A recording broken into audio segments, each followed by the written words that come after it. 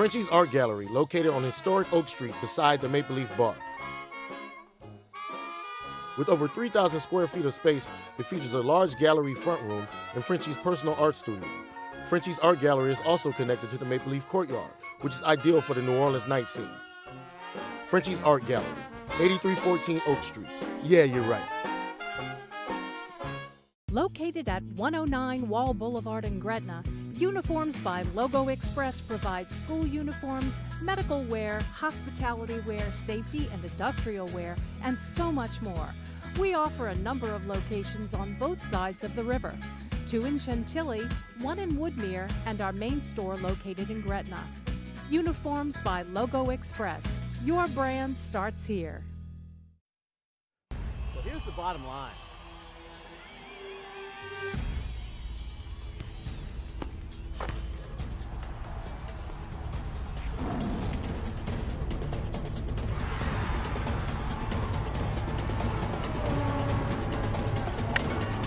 Well, it's funny that you say that.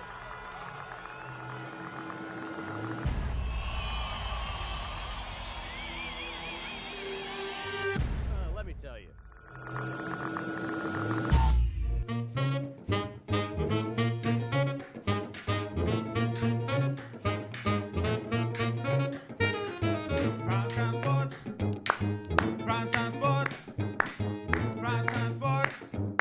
With Scott Alexander. Good evening, Crescent City, and that's the loudest intro I've heard since we started this 14 episodes ago. As you noticed, our drummer, the leader of the band, Derek Freeman in the MFG, well, he's on vacation. It's his birthday. Happy birthday, Derek. But hey, we're in capable hands because big game, James Martin. Yeah, he's been with the band since the beginning. He is part of several bands with Derek, and he is on saxophone. James, how you been since Jazz Fest, my friend? I'm doing great. Scott, how you doing? I'm doing good. I'm doing good. We have a great show tonight, but I want to let people know what you are doing this week. I know you got gigs all over town. Oh, yeah. Kind of fill people in on what's happening in your world in music and where you be playing.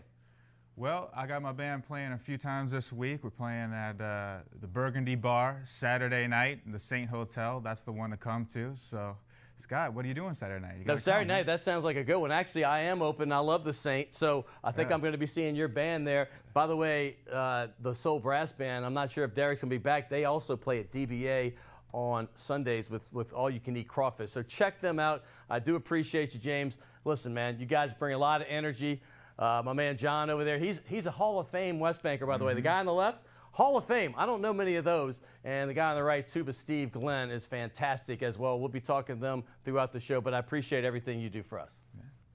All right, man, let's move forward. Hey, I have a great show today. Last week, it was very heavy Saints intensive. I had Hall of Famer Willie Roaf, one of only 2 Saints Hall of Famers in their 50-year history. We had Stan Brock. Only 2 tackles in the history of the NFL have started more games than him. We had longtime starter Steve Court and ESPN Saints beat writer Mike Triplett. Well, we're sticking with the ESPN theme because we're going to talk to Justin Verrier. He is the basketball version of that. But we're also going to have a couple coaches I'm looking forward to. Willie Fritz, the new football head coach at Tulane University. Green Wave has had 40 of them, and hopefully this is the guy. I like what I'm seeing so far. And also Blake Dean, we'll get into him in a second. He is UNO's coach, the youngest D1 baseball head coach. But let's talk NBA playoffs because this is my time of year. I love hoops. I loved March Madness back in March, but it's the conference championships. You have 1 versus 2. In the East, that's Toronto, and of course LeBron James and the Cleveland Cavaliers. And last night began the Western Conference Championship. 1 versus 3, you know, OKC had the mild upset over San Antonio. But this game, if we have 6 more like this, I'm going to be thrilled because last night the Warriors do what they did in the first half. They got out to a 13-point halftime lead. I mean, they were rolling in Oracle like they always do. Only 2 losses there all season, both very late in the year. But here's the thing. The second half was a different story, man. Westbrook started physicaling up on, is that even a word? But he got all over Steph Curry, got in his grill a lot. And then all of a sudden you saw them start to get a little bit rattled. Westbrook got hot, hit 19 points in the third quarter alone.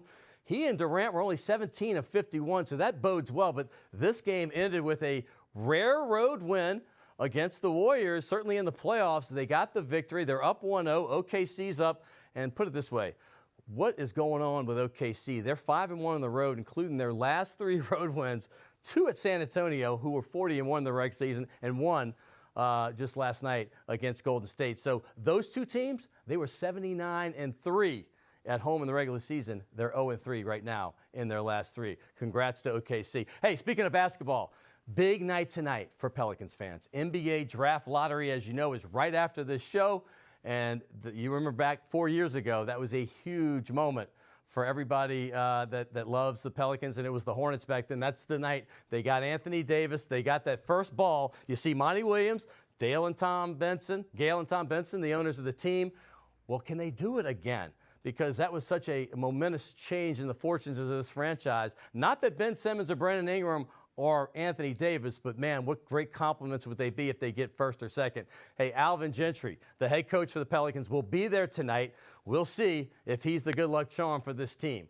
Now I'm going to switch gears. We're going to talk some college baseball because last week I brought it up. I put the RPI graphic up, but this week is just even better. These teams continue to win. LSU continues to blow up. They had, they only have one starter coming back from last year's team as far as on the field. One guy, Jake Fraley. They've had an up and down season, but they've won 8 in a row. They swept Notre Dame. They swept Arkansas before that, and this weekend they swept Tennessee. So they've won 8 in a row. They're in the top 10 in nearly every poll. And right now their RPI is a little outside that. But Tulane, I want to say this is an amazing story. David Pierce, what he's done for this team, 35-15. First in their conference, the American Athletic Conference.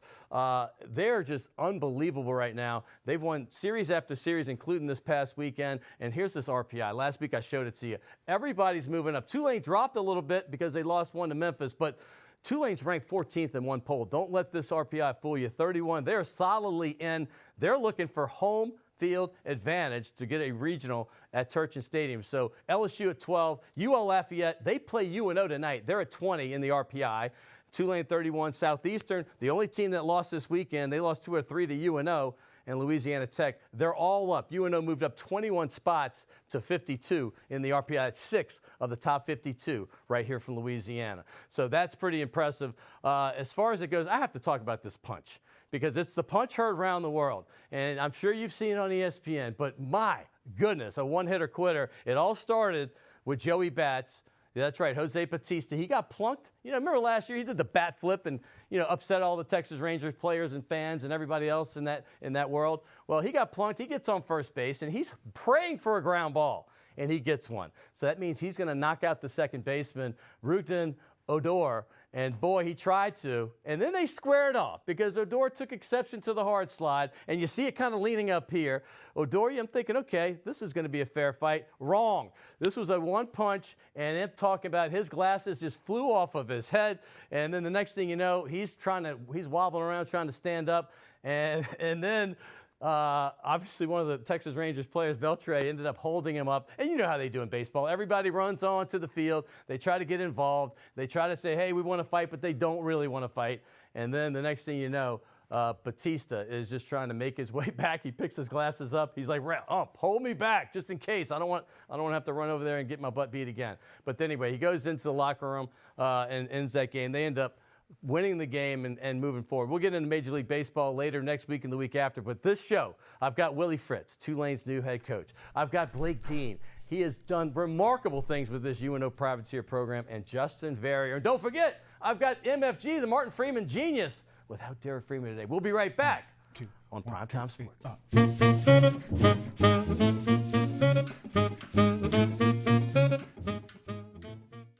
A new team, new editorial resources. The same objective analysis of the top business news of the day. Every weeknight, complete market coverage. With the business and economic stories that are crucial to you. Nightly business report. Weeknights at 5:30 p.m. on WLAE.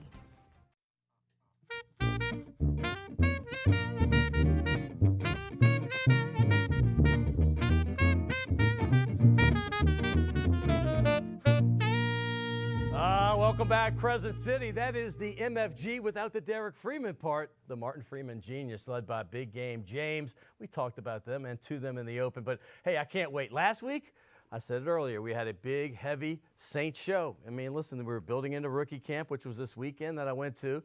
We had Willie Rofe, one of only 2 Saints Hall of Famers in history. We had an offensive tackle, Stan Brock, who's only 2 other players in the history of the league started more games than him at tackle, and then longtime starting center Steve Court. So we're switching gears. We're going to go more collegiate this week. We're going to talk some Pelicans, but the first guest I have today is Blake Dean, the head coach for the UNO Privateers. LSU Tiger fans, you remember him, his great 4-year career with the Tigers. They had a couple World Series appearances, including the national title in 2009. He was one of the best hitters on that team. Many say the best. In fact, Mason Katz, who's now in the Cardinal organization, was a freshman with him, and he said it's the sweetest swing he's ever seen. And there he is, Blake Dean. Welcome to the show, my friend. Thanks, man. Thanks for having me. Absolutely. What you've done is nothing short of remarkable. I mentioned it in the open. I mean, you guys, through the years, UNO, when I was a kid growing up, it was Tulane and UNO, better than LSU back in the day. I'm talking late 70s, early 80s. I'm a lot older than you. But, they've struggled recent times. But you got this job after one of your mentors, Ron Maestri. He came back to coach after being away from the game for 2 decades. He came back. He hired you as an assistant. You were the hitting coach. And now you're the youngest head coach in D1 baseball, and you're getting it done. Talk about what's been going on since you got the job, man. It's been a fun experience. Coming out, I didn't have a lot of, there wasn't a lot of expectations. They've won, we haven't won many games over the past couple years. So let's go back 6. Okay, it's been lean. Sure, it's been some time. But the winning tradition had been there previously throughout the course of the university's baseball history. So we knew it was capable of doing it. We just had to get back in there and get on the grind and get in the, put somebody in there and get some players in there where we could kind of turn it around. And it's kind of where we've been this year. It's actually been a surprising year so far. Well, let's talk. I think everybody in the city is surprised, perhaps in the country. Let's talk about getting this job. I mean, think about it. You're 27 years old when you got it. You're 28 now. Derek Morrell took a chance on you, AD. He obviously likes young guys that he can, nurture and bring on. But, you were only at UNO for a year. And talk about the process when Maestri said he was going to step down, because you mentioned this to me in the press box. You heard it. You asked me, you said, you heard anything about Ron maybe stepping down? This is when we were last year interviewing you, and LSU was in town. And I said, I've heard rumors that he is. He goes, what do you think they're going to do about that job? Take me from there, because now you're that guy coaching that position. Yeah, well, obviously we didn't know what was going to happen. I didn't know if Coach was going to come back for another year. He loves baseball, so I didn't know what he was going to do. He lives for college baseball and baseball in general. That's his whole life. And I knew he kind of sparked an interest back in him, when he came back, and I could tell he enjoyed being around there and, reliving the conversations and the glory moments with former coaches and players. So I wasn't sure what he was going to do, but obviously he ended up retiring. And then from there, we went through the hiring process, and it took quite a while to get things worked out. And then once I got the nod, I was already interviewing for a few other jobs because I didn't know what was going to happen. Sure. So I went to Georgia Southern and interviewed there, and I was talking to ULM a little bit and just trying to figure out where a good fit for me would be if stuff didn't work out. But luckily it all worked out, and it moved forward with it. Georgia Southern, a lot closer to where you're from originally. Obviously, you're from North Florida, I believe. You're from Florida, I know that. Yeah. And then you played here at LSU, so you have the Louisiana roots. But I have to show the graphic, because this is nothing short of remarkable what UNO's done. They're 30-20 this season. Winning record in conference. Let me just put this in perspective. They had 3 years that they were independent, as you can see on the right there. That's 3 of the last 6 years they were independent. But the last 3 years they were in a conference. UNO was 7-81. They were 67-244 the previous 6 years. And this year alone, you're already 30-20, 14-13 in conference, and you just had a huge weekend beating the team Southeastern that's going for the best record ever in the Southland Conference. Talk about the season, how you doing it? These guys, they work hard. That was the thing, I think, coming in. I brought in a few new pieces, which were some pretty good pieces. Your brother? My brother plays for me, so it helps have some family ties. Yeah, exactly. It was a big piece for me there. My shortstop and then our catcher were 3 huge pieces for us that kind of took some stress off of our other players who had some success as freshmen but then struggled their sophomore years. But the biggest difference is we just made these guys, I pushed them to the breaking point. They were tired of losing. They were tired of being the bottom of the conference and the afterthought in everybody's mind. And it finally paid off. Once you work them hard and they get a little taste of victory, well, then it becomes contagious. All right, I wish I could put more information on a graphic, but I just want to put up the batting averages. You're a hitter. Obviously, you were the hitting coach last season. And when you look at the stats and the consistency of this team, literally, look at the bottom here. The 9 players listed are the starters. They've started 438 of the 450. Now, I get the 450 because there's 50 games and there's 9 players. So they literally have started almost every single game for you. And the batting averages are, I see your brother's like 1 point ahead leading the team in hitting.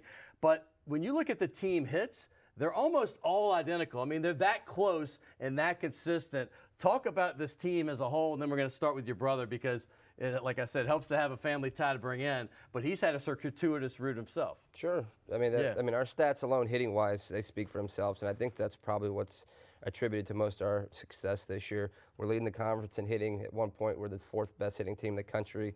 I think right now we're like the 15th best hitting team in the country. So our offense has been what has pushed us forward this year. Our pitching staff has been thin. We only have 26 players, so that's why those 9 starters have played about every single game. They're hurt. I've had guys with, dislocated fingers, but they're gonna play. That's just how this season has been for us. Well, you mentioned the 15th in hitting. This is not like football where there's just 129 D1 teams. I know basketball's got like 3-something. How many does baseball have approximately? You might know the exact number. I think it's right around 300. That's crazy. Right at there. So you're 15. You're the top 5% literally of hitting. That's the effect that Blake Dean's brought. But the other effect I want to get before I get into your team players individually is obviously the mentors. You kind of touched on them, Maestri, who you probably just met recently, I'm assuming, when you got the job. Or maybe you knew him. Maybe Coach Maneri's talked about it. But Maneri, people might not remember, he played at UNO, and then he transferred and played at LSU. So this is an incestuous relationship. He loves Coach Maestri, the Godfather. He talks about him all the time. So just talk about it before we even get to your brother, Dakota Dean. Talk about the relationship all three of you have together. Coach Maestri and Coach Maneri, that's kind of, Coach Maneri is how I got down here to UNO. It's hard to get into college baseball coaching. There's not many jobs, and I started at the bottom of the barrel. I was a volunteer assistant the first year at UNO, and I made $0.00 my first year coaching, which is kind of a tough thing to do. It's very tough. But that's how you got to do it. You got to put your work in, grind it out, and these two guys, obviously Coach Maneri played for Coach Maestri.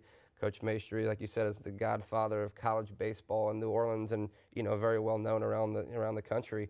And so once Coach Maneri said, "Hey, listen, he's coming out of retirement. I think this would be a good spot for you to go down there and learn from this guy. He had a lot of success, and I don't see him probably being there for more than 2 or 3 years. It could help you progress and move through things pretty quickly." And it worked out perfect. Yeah, and by the way, for you young guns, I mean, listen. Maestri started pretty much like you did. He was a young guy in his 20s. Yep. He came on, took over a Moreau's program, and they all of a sudden started winning 30, 40, and even 50 games. Got to the College World Series in 1984. That's the goal for you guys, isn't it? Sure. I mean, obviously we're setting goals that are realistic for us right now. It's not one of our goals to go to the College World Series right out of what we've done the past few years. Our goal this year was to get into the conference tournament. We're pretty close to securing a spot with that if we can get another win this coming weekend. So we set our goals to where we can feel like they can reach them. But ultimately, after a year or two, then that's where we'd like to go, is get to the College World Series. All right. Have you seen? I'm going to show you a picture of Maneri back when he was a player at LSU. Have you seen this picture before? I saw it. Yeah. He doesn't have hair like that anymore. He looks like Tommy. He does. But that's Coach when he played at LSU. But he just got last month. You have 30 wins, and that's impressive because you only play 50 games. But he just got his 1,300 win. And I talked about in the opening, he's on an 8-game win streak. He swept his alma mater, Notre Dame. He's got 2 straight sweeps in the SEC. But 1,300 now, this is even a lot more since then.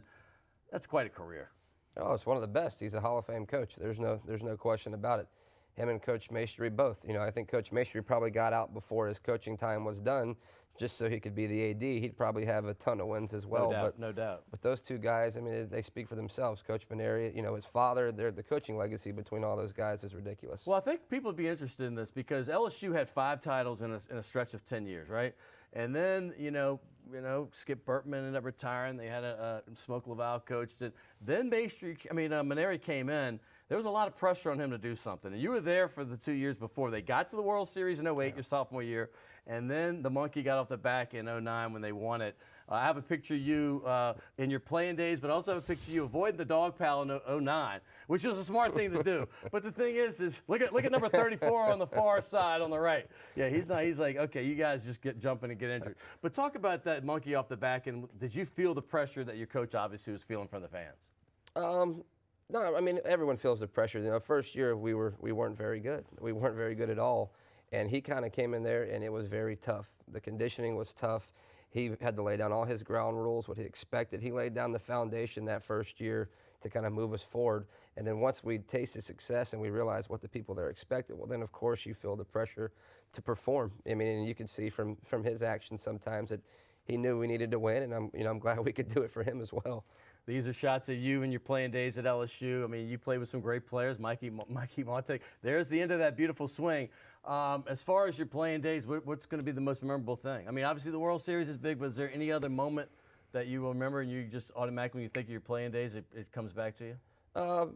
Most people always say, think the most memorable is the national championship, but my most memorable moment was the year before when my sophomore year, to where we kind of came into our own as a team, and then went to Omaha and hit the walk-off to beat Rice in the College World Series. That was kind of our first win. So for me, that was always my highlight moment that I've always remembered, and always, the biggest thing for me. I want to talk about this UNO team. They have a big game tonight.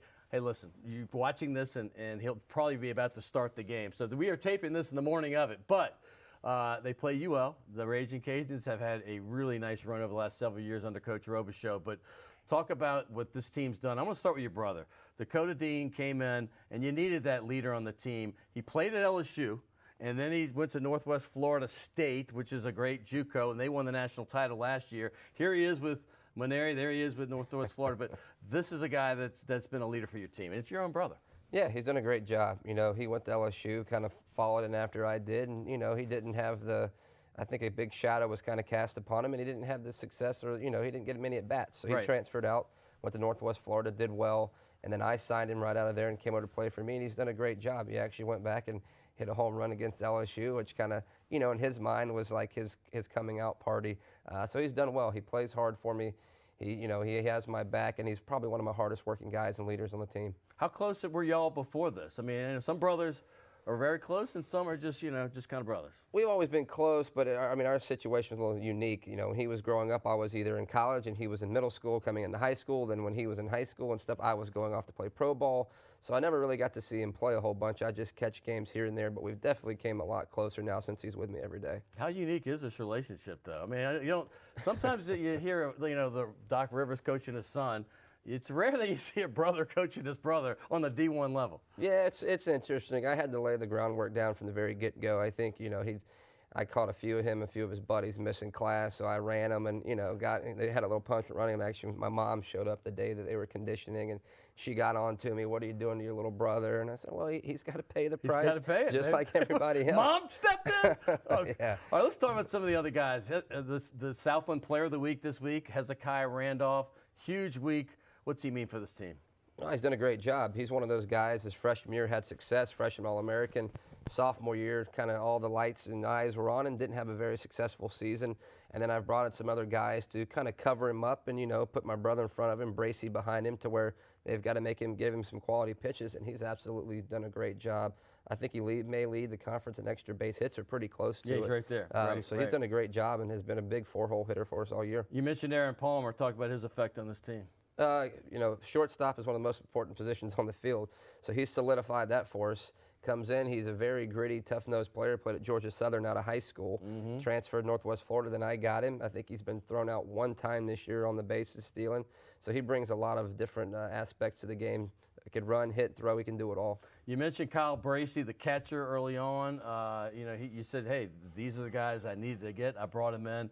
What's his effect on the pitching staff and behind the plate? For me, the number one thing that has brought him the most success is he's probably the toughest individual on our team. I mean, he's caught every single game, besides maybe one or two. I think I've sat him out, but he's bruised up, banged up. The guy goes in there, he can hit, he does it all. He's a leader. I've never once heard him complain or gripe, and for us, that's what we needed. We're tough guys that didn't make excuses. Hey, by the way, we talked about your pitching staff, but you said, hey, the guy that I count on the most, sometimes it's long relief, sometimes it's closing. Daniel Martinez, by the way, pitched at Newman right here in New Orleans. What's he meant for this team? Well, he came into his own. I think last year was his first college victory. He's a four-year guy at UNO. He went off and was the TCL Pitcher of the Summer. So this year he's came in, and he's basically been the sole purpose to a lot of our victories from the pitching staff. And he's got 11 saves. He's got 4 victories. I think in 50 innings he's only walked 8 guys and punched out like 60. So at the end of the ball game, he's done a great job kind of closing the door. Hey, I want to bring this graphic back. I showed it in the open, but Louisiana colleges are just on fire right now. The only team that had a losing week, well, they won. They lost 2 or 3. It was Southeastern, and they were 21-3 in conference. But, I mean, LSU's rolling. UL Lafayette, who you're playing tonight, great team. This is RPIs. I mean, Tulane's ranked 14th in a poll. LSU's ranked 8th, 9th, and maybe 10th. But RPI, 12-20, 31 for Tulane, 36 for Southeastern. They stayed the same. Louisiana Tech jumped up. You guys jumped up 21 spots from last week to 52 on the strength of those Southeastern wins. What does it mean to have all these great teams playing down here in Louisiana? That just shows the talent level in the state. And obviously we play all these teams, so that helps our RPI as well. You know, that's the biggest thing these days is how you schedule, you know, how you make your schedule. If you make a weak schedule, well, even if you win 40 games, that really might not hold any water because it all boils down at the end of the day of what teams you play, what the strength of schedule is. So it just shows how the talent level in Louisiana is blossoming and continuing to grow. Well, as we've seen, if you've been watching the show, we're on 14 now. I have the Saints ball, the LSU ball. He's an LSU superstar. I have no problem you signing this. Give me a big Blake Dean somewhere up there.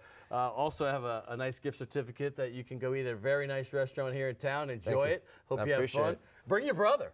I will. No, let him eat at the dorm. No, but I appreciate it. By the way, in closing, good luck going to the tournament. I know it's going to still be a ride. You might have to win the conference, but that RPI keeps rising. And you're making everybody in UNO country and the city of New Orleans proud. So keep it up. Thank you. I appreciate it. Thanks for having me. Here's the ball to sign. Hey, we're coming back. I haven't done a lot of Pelicans lately. If you know me well. You know I love basketball and I love the New Orleans Pelicans. It was a tough year for all of us. Well, we're going to talk to ESPN's beat writer Justin Verrier next. And don't forget, we're going to have Willie Fritz, the head coach for the Tulane Green Wave after that. But next, it's going to be AD, the NBA draft lottery. Hey, who are they going to take in the draft? And also, what free agents they're going to look at. We're going to be right back on Primetime Sports.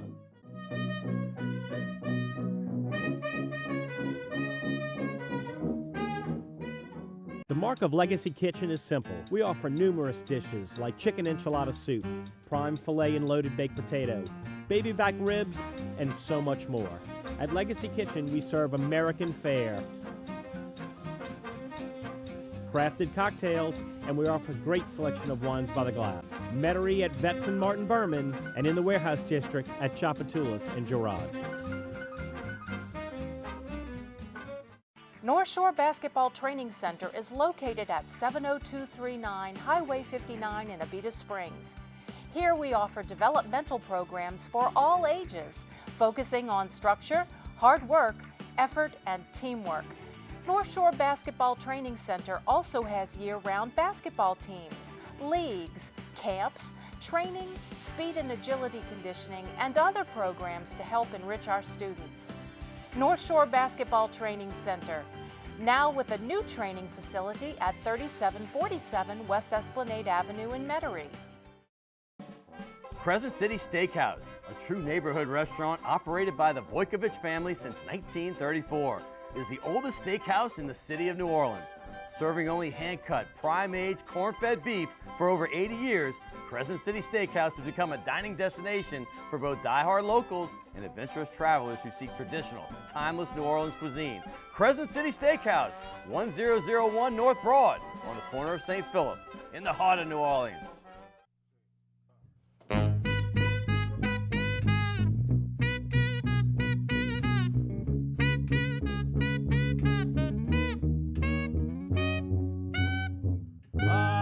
Welcome back, Crescent City. That is big game James Martin on the saxophone. Of course, Tuba Steve, who's been coming the last several shows. Love having him. And then one of the only guys I know in the West Bank Hall of Fame we talked about in the open, that's John over there on guitar. So, hey, I appreciate the Martin Freeman genius. Derek is hang gliding somewhere in Pensacola right now. I see it on Facebook. I know where you are, Derek.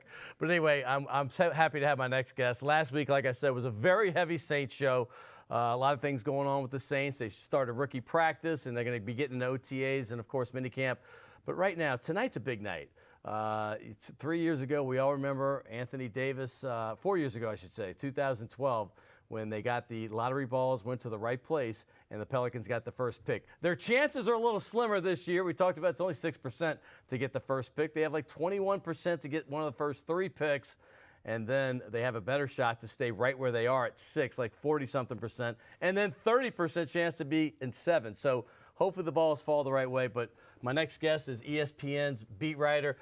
He's only been doing this here for about 3 months. He came on Valentine's Day. His name is Justin Verrier, and the moment he's gotten here, I've been following him nonstop. I just assumed he'd been here all year. He said, I got here on Valentine's. Welcome to the show, my friend, and welcome to New Orleans. Thank you. Yeah, it's a very romantic story I've put together for myself. Yeah, talk about it, because, I mean, I love getting the kind of the background of the story, not just jumping into what's going on with the Pelicans. Tell me your story. I think people would love to know. You went to UConn, I know that much, but how did you get down here in the Crescent City, and how did it happen on Valentine's? Yeah, I mean, I've pretty much been working at ESPN my whole adult life, which hasn't been that long, but about 7, 8 years. Went down to LA for 4 years, kind of did some writing, did some editing still. I've kind of worn a lot of hats in my time since I've been there. And then eventually, you know, they wanted to cover AD in the Pelicans, and I was on the top of the list, I guess. My second straight 28-year-old guest, and they all seem more accomplished than me already at this age. By the way, my next guest is 56. You add up to his age. Willie Fritz is coming up, Tulane's new football head coach. But as far as the Pels go, listen, I don't have to tell you. You probably came down here, or at least the plans were being made, that this team was supposed to be very good.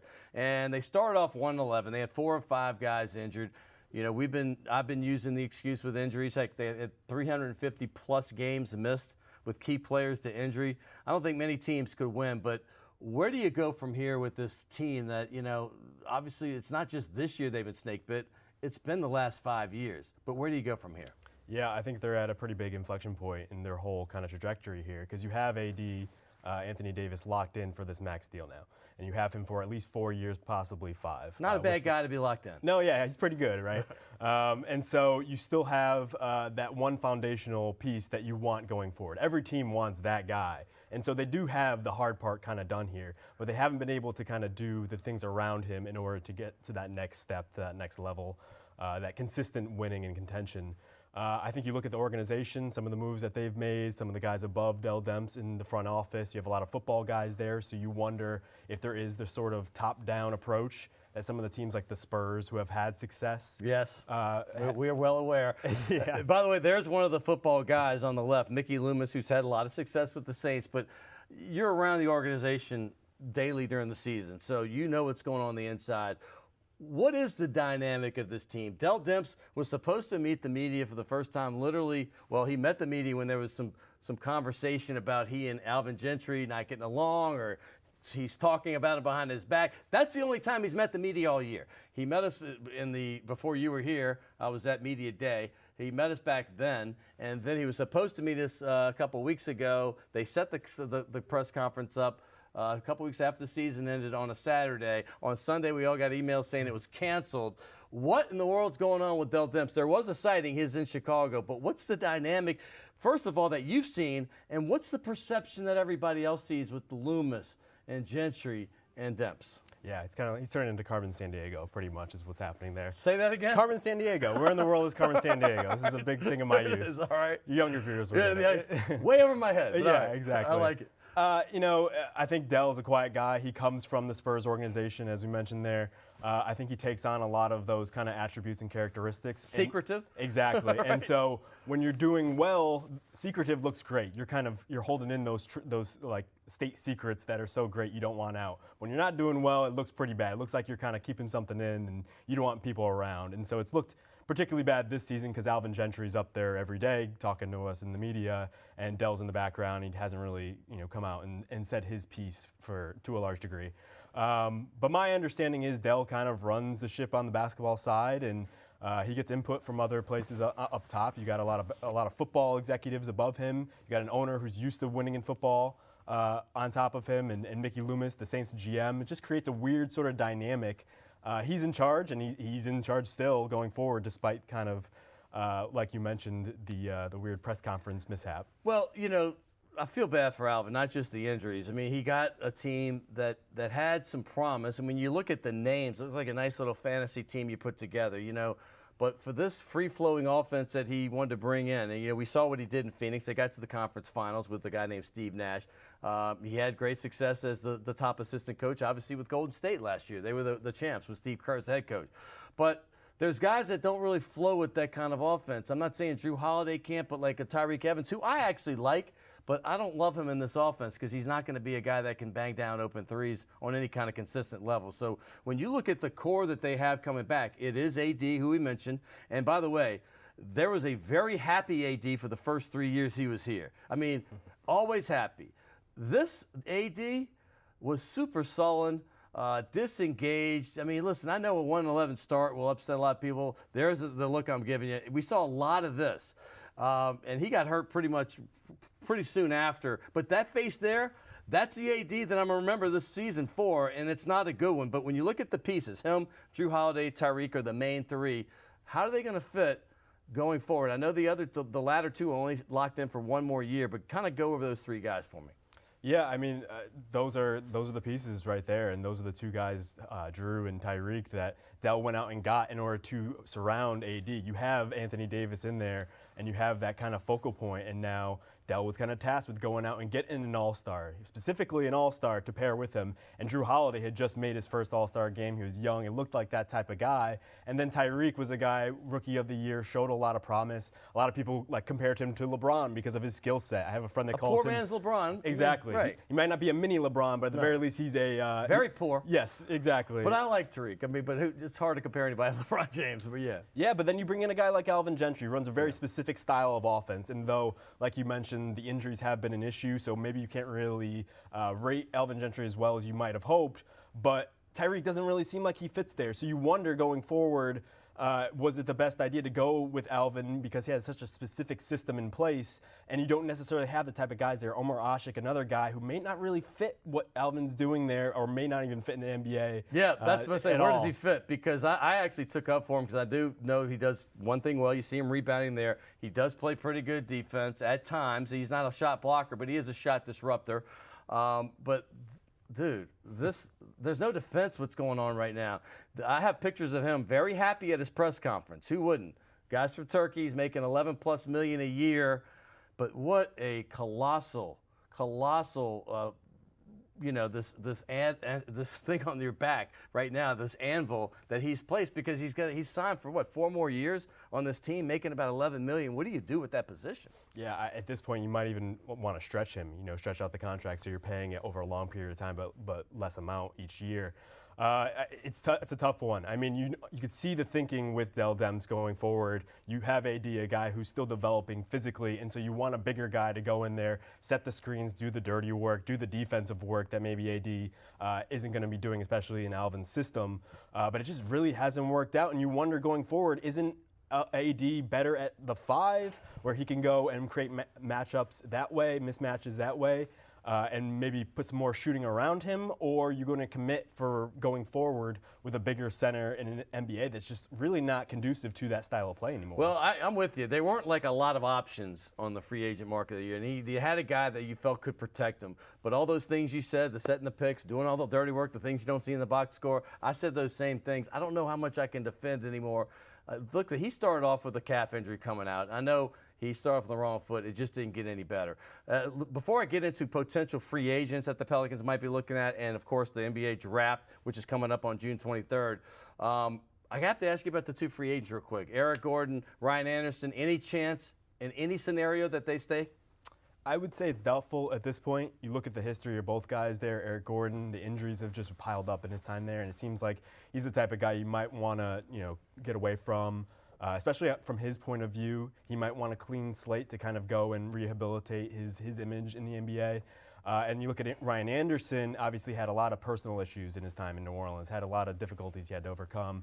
And then just in terms of fit, it might be a tough one because Ryan Anderson, not necessarily the best sort of defender you want next to Anthony Davis, obviously provides some stretch next to him.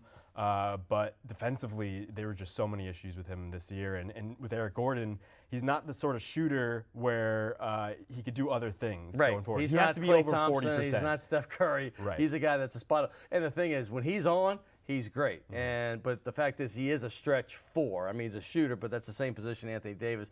I don't want to be the guy caught paying him a lot of money. I liked what he did a lot here, but he had a lot of injuries, and like you said, the suicide of his girlfriend, he had a lot of personal things. It'd be probably best for both those guys to move on. I like them both personally, but as far as the outlook for what you can bring in, now you've freed up some money, but you don't want to go out there spending like a carpetbagger, coming trying to, just throw it all out again, because last thing you want, the Saints are up against this and their organization. The Pelicans haven't had a lot of wiggle room. What would you do? Because I know everybody's talking about a guy from France that's played, with Charlotte last season, and then the season before he's with the Portland Trail Blazers. Is this Nick Batum maybe an option for this team that you go all in on? Yeah, I mean, he would be the ideal situation. He's the guy who could plug it in that three, gives you some stretch, definitely gives you some playmaking on the wing, which I think is most important, especially in Alvin Gentry's system. He's a guy, if you look at the statistics in Charlotte, he's made everyone else better. And I think that's the type of guy that Alvin Gentry really wants in his system. It's going to be a little bit tough. I don't know if they can necessarily make a max offer. And Batum, considering the way the NBA is going with like the money and the cap jump this season, he's definitely he's going to get paid this year. And he's going to get paid. Yeah. Yeah, and he's an athlete. I mean, listen, max money is when you see Nick Batum, you don't think max player, but that was a dearth of a position for the Pels. I mean, listen, last year, Quincy Pondexter was supposed to start, played 0 minutes the entire season. Not that he's your complete answer, but they had nothing at the three, so that's why it seems. As Kent Bazemore from the Atlanta Hawks, he seemed to jump into DeMarre Carroll's spot when he went up to Toronto. He seemed to play very well. He was with Golden State at one time. He's been a little bit around the league, but is this a guy you can see maybe a little cheaper than Nick Batum? Yeah, definitely, and I think those are the type of guys you want to target going forward. You want those 3-and-D guys, those guys on the wing, because like you mentioned, as soon as Quincy Pondexter went out, you were looking at kind of bottom of the barrel, guys who are solid rotation players, Alonzo G, Dante Cunningham, guys you want to throw out there that are savvy vets that might give you a little something here and there, but those guys were just not the type of guys. They're fill-ins completely. Absolutely. Hey, we could talk Courtney Lee. I don't have time to get into that, but what I do want to get into is the draft real quick, because the draft lottery is going to be right after this show, literally right after 7 o'clock. When you talk about where they might be picking, 21% chance has them picking first, second, or third, 6% in the first, but it's a bigger chance to stay where they are at 6 or 7. There's 73%, somewhere around there, that they stay right there. So let's start there, assuming they don't get lucky. All right, there's a nice trio of guards, in my opinion, that I like a lot. And I'm going to start with the guy that was the player of the year, Buddy Hield. A lot of people think he's a shooter. If you watched him, he's more than a shooter. He gets to the hole, and he's got NBA game. How would he translate on this Pelicans team? Yeah, and I think he fits the profile of what you're looking for, and I think what the team historically has looked for. He's an older guy. He might not take as much seasoning in order to get up to speed, and definitely the shooting. They need as much shooting as possible. They need those 3-and-D guys, whether it's in free agency or if it's in the draft. And you want a guy that can kind of step in right away, because I think there is going to be some pressure on Dell Demps in that front office to win now. So you might see them skew more towards an older guy, maybe even a Chris Dunn, for that reason. Yeah, I love the experienced guys. I know the trend has obviously been a long time, one and done. Before that, they were coming out of high school. But the guys that stick around seem to be the most ready. And he'll prove that, this senior year, he's a it player. Some people have it and some don't, and he definitely has the it factor. But a guy that does get my juices flowing, a guy you just met, Chris Dunn, from Providence. This guy is electric up and down the floor. I could see him and Drew Holiday being fun in that backcourt. Yeah, Connecticut's own, so definitely has a soft spot in my heart. UConn grad right here. Absolutely. UConn grad. Yeah, I went to high school nearby. I think he played with Andre Drummond for a year too. So nice. A little tidbit for the New Orleans UConn wins fans. a lot of national championships. Unfortunately, Verrier wasn't there in college for any of them. Whereas my friend of mine just graduated from Alabama, he's seen 3 national titles in football. It's just not fair. Another guy I have to look at, Jaylen Brown from Cal.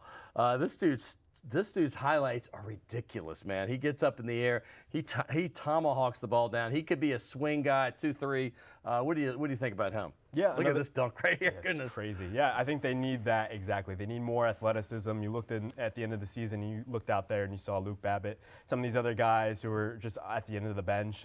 They did some work at the end of the season, getting Tim Frazier, getting James Ennis, getting some young guys in there. Love those guys, by the way. Yeah, but you need more guys like that. Yes. And Jaylen Brown is definitely one of those I should have guys. mentioned Frazier, because the moment they got him, I was like, this could be something, and he's even better than I thought. He was what they've been missing, a distribute guy first, a hustle guy, and a guy that gets after it. Hey, before we get to Simmons or Ingram. That's if they get lucky with one or two. If they do go big, there's a guy from Utah who's an Austrian, Jakob Poeltl. What do you think about him? I mean, he's flying through the air like he's in a dunk competition at 7 foot. Is this a guy that could be Omer Asik, or is this too much of a project? Yeah, I think they're a little bit loaded at center would be my issue. I think. Well, that's a relative term. Jensen and Asik, I wouldn't call loaded, but yeah, they got bodies. At the very least, their cap sheets are loaded. Right. So I think at this point, you don't want to add more centers. It's very possible. Henry Ellison, I think the guy from Marquette, if he slips down the board and they're still at 6, Henry another Ellison's guy. Nice. You're right. Yeah, he provides a little bit more shooting going forward. Those are the guys they're definitely going to look at. But if it were me, I would say just go with the guards. Stay away from the bigs. They haven't been good this year. All right, if 6% happens and they do get the first pick, do you go Ben Simmons or Ingram, or would you go somewhere else? Because Simmons has got that entire package. Not a great shooter, but still not an ugly shooter either. He's a 15-foot end shooter. Sometimes he gets to 18. But the thing is, he's got great vision. He is a guy that, kind of like Anthony Davis, you know, he was super happy for a while. You see Light's pictures. Then he got, when things started going sour, and I know it's natural for any young person, even adults like us, but he just kind of got disengaged. What do you think about Simmons and his future, possibly with the Pelicans or in the NBA? I love Simmons. I know he's had some issues in college. It's just so tough to kind of evaluate these guys when they're not in their natural setting or what they're going to be. He seems like the type of guy who is a very cerebral type of player who might be better with guys around him than some of the guys he had at LSU, which weren't even top-level college players in comparison to some guys like at Duke and, and some of these other places. But you put him around a guy like AD, you're going to see the total package, and I'm really looking forward to seeing him at that level for that reason. One other guy, Brandon Ingram, I got to bring up, lots of potential. If you watch the tournament, the one thing, he's got a lot more tats than Simmons, but the one thing he did show was a pretty darn good outside shot for a guy 6'9", 6'11". He's in that range. He could put on some weight, too. He's a basketball player. What do you think about him? Yeah, I think he would be a perfect fit. And I think the organization is a little bit worried that AD, despite being so good, might not be the type of killer they need at the end of the game or just in the locker room. And Ingram might be the guy to kind of provide the nice little counterbalance you have there, maybe like a Russell Westbrook, Kevin Durant situation. One's a little bit more tame, one's a little bit more fiery. Very excited that this man's in town. I got to watch him with Jake Madison and Fletcher doing their thing. Jake's become a really good friend of mine. I know he speaks the world of you. You do great work. All right, man. Check him out at Justin Verrier on Twitter, but also you can go to ESPN. Just go to ESPN and look at, go straight to the basketball, the Pelicans, and all that stuff is this man right here. We have a tradition. I have a gift certificate for a really nice restaurant in town. Perfect. You go knock that out. You can go lunch or dinner, Warehouse District or Metairie. I'm going to get you signed a Saints ball. I need a basketball, and I'm going to get one, but we're going to get this signed. And I appreciate you coming on the show, my man. Just anywhere you can squeeze one in. Try to use that thin point of the pen. And stay away from the big, thick Bobby Hebert signatures. Perfect. Just anywhere in there. Appreciate you very much. Hey, I can't wait for my next guest. I've been around Tulane football, gosh, since the early 70s. I was there when LSU got beat 14-0 by the Green Wave. 84,000 people were in Tulane Stadium, believe it or not. Well, they can't get that many into this new stadium, but that's the old Sugar Bowl, Super Bowl stadium. And Tulane has had a succession of head coaches. Well, the next guest is their 40th. And they've been well into the teens since I've been around, and that's been less than 50 years since I started watching it. So Willie Fritz coming up next right here on Primetime Sports with Scott Alexander.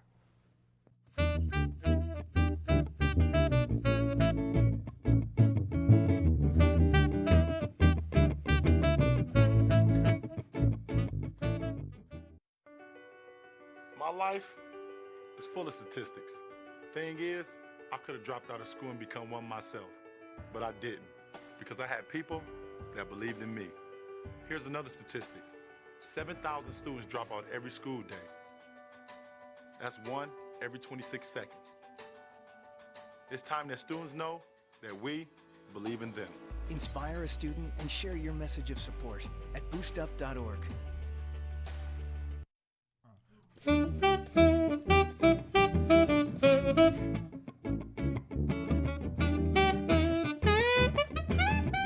Are you kidding me? The MFG throws me a little Use Me Up by Bill Withers. That is nice. I did not know that was coming. Thank you. Hey, by the way, I've been waiting for this next guest since he got the job towards the end of 2015. After the season ended, new athletic director Troy Dannon introduced his new coach, the first one he hired before Mike Dunleavy, Well, this is my next guest. His name is Willie Fritz, and he's been through one spring practice, and I'm ecstatic that you're here, Coach. Welcome to the show. Thanks for having me, Scott. Appreciate it. And first things first, welcome to New Orleans. I might be the 10,000th person that said it, but welcome to our city. And so far, what do you think of it? Well, we're having a lot of fun. We really are. I finally got my wife and daughter moved over here and exploring the city, learning more about it every single day. There's a lot to do here. I'm going to get into you as a person and then you as a coach, but first of all, you've seen the history of Tulane, man. They had that great year in '98. That's what we all harken back to. Hey, I remember back in the early days, they were pretty good in the '70s as well, but you're the 40th head coach for this university. That's eye-popping. That's a big number. In fact, there you see the stat right there. And since I've been around, I think there's been like 14 or 15. I was around Benny Ellender from that era, and all Tulane fans remember Vince Gibson and all the rest of them. But why Tulane? You know, there are a lot of reasons. Number one, you know, being able to recruit to an academic institution like Tulane. This is a hotbed of high school football in this whole region of the country, playing in a much more difficult conference. And I also like the challenge of doing something that has been done in the past, but not in a consistent manner over a long period of time. So that's what we're going to accomplish here at Tulane. A lot of times when I have some coaches that have some history, I mean, Blake Dean, who is on the show earlier, this is his first year as a head coach. But guys like John Brady, Dale Brown, I like to throw the resume out. And the life of a coach, just so it's a nomadic job. I mean, you're hired, you move, and sometimes, but this is just an example. I mean, you're at Tulane now. You've been around, and then that doesn't even count. These are, you know, how many years is that? 24 of coaching, 23 as head coach? My 24th year as a head coach. But 11 years as an assistant. I mean, you're a young-looking guy for all that. You start when you were age 11. Talk about this resume and your stops and experiences. Well, you know, one of the reasons I think Troy Handel hired me is because, you know, I've been in these types of situations before. All these programs were down to some extent before we took it over. And you know, I just think it's, you know, when you get into a situation like Tulane's been in, we've had one winning season in the last 14 years. Right. You need someone with experience who knows how to handle themselves in all aspects of the program. And I think I do a good job of managing a total program, not just the wins and losses, which is very important, but also the other aspects of a program. All right, for those people that don't know, I like to get to know the person. Talk about where you're from, your background, and, you know, and your growing up years. Yeah, I'm from Kansas City originally, and my father was a former athletic administrator. He's an athletic director at a few different places, so we moved around as a kid as well. All the my brothers and sisters were all involved in college sports. I actually went and played at Pittsburgh State University. In Kansas, right? That's right. Right, in the Kansas, Gorillas. yeah. And you know, always knew I wanted to be a coach, and you know, had some good mentors when I got involved in the coaching profession. And then I knew I wanted to be a head coach, and I you know, some people start at third base and kind of think they hit a triple. I had to round the bases. It took me a little while. I started as a junior college head coach at Blinn Junior College and moved to Division II level. Great junior college. That's Cam Newton's junior college. Yeah, right? Yeah. I actually had a quarterback named Michael Bishop. He was Yes, runner-up for the Kansas Heisman Trophy when he played for me. And then I went to Central Missouri, and then Sam Houston State, which is a 1AA program. Which is where David Pierce is also from. Exact. Right? David Pierce, our baseball coach at Tulane, he and I were neighbors and good friends when we were both coaching over at Sam Houston. He was one of the reasons why I made the decision to come over to Tulane. He said nothing but great things about the Green Wave. I had no idea you coached Michael Bishop. This is just a blast because I actually produced the Fiesta Bowl in 1999 with Tim Brando when he played for Kansas State. This is before the Fiesta right? Bowl was like it is now. Right. They played Syracuse in that game, and he was the best player on the field. That guy's a stud. But I want to talk about the players you have now, because anybody that watched Georgia Southern, I lived in Atlanta for a bit, so I know the rich history there, and it's very rich. But I know a lot of Tulane fans tuned in to see maybe the style you'd be playing at the bowl game. If you watched that bowl game, you had to get excited what might be coming. I know you didn't coach in it, but these are your players, and they ran that system. Talk about that transition here and the running back core you have, because I'm very excited about Beatty, Lizedrick Thompson, Dontrell Hill. I don't even have to tell you, Josh Downs, and there's Rounds. There's probably a few more that I'm not even mentioning. Well, those four guys are certainly great running backs, and the system that we run with the triple option, You got to have great backs. You got to have great quarterback, offensive line. Everybody's got to be involved in it. Just like the passing attack, sometimes the quarterback and the receivers get all the credit, but it's also that offensive line providing great pass protection. But one of the things I was excited about coming out of spring football was I think we've got 4 really good bona fide Division I running backs, and all of them bring something a little bit different to the table. Great speed, and some of them have a little bit better size than others, but all 4 of those guys are very capable running backs. Well, what's Beatty's strength, for instance? I mean, number 3. I mean, great speed, great change of direction, and you know, one of the things we wanted to work on during the spring was his ability to run between the tackles, and he really impressed me during the spring in that area as well. Also, all the backs do a great job of catching the ball out of the backfield. And how important is that in your offense? Very important. Right. You know, we've had some years where running backs have led our team in receptions. All right, I have to ask the big question. Quarterback position. I mean, who is in the running? I'm not even sure. I know Tanner Lee has transferred. So any quarterbacks out there we need to keep our eyes on? Yeah, we got 2 guys that really had good competition during the spring. Glenn Couillet from Mandeville High School. Yep.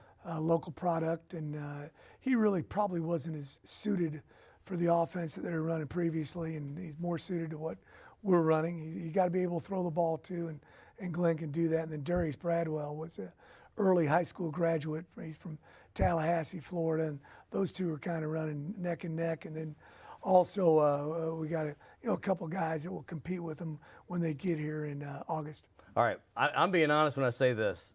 If he's not my favorite player in D1 football, he's in the top 3. Nico Marley, linebacker. Obviously, we know the relation to his father. We know, I mean, he played at Miami, and obviously the grandfather, Bob. But this guy's a football player. He's a little small, right, the first time you saw him, but he can play. Yeah, you know, he's not a real big guy. He's 5'8", 5'9", 195, 200 pounds, but he really does a tremendous job of avoiding blocks. And we got to take advantage of his athleticism, and you know, sometimes he's a little unorthodox in how he goes about doing things, but excellent football. Give me one example, please.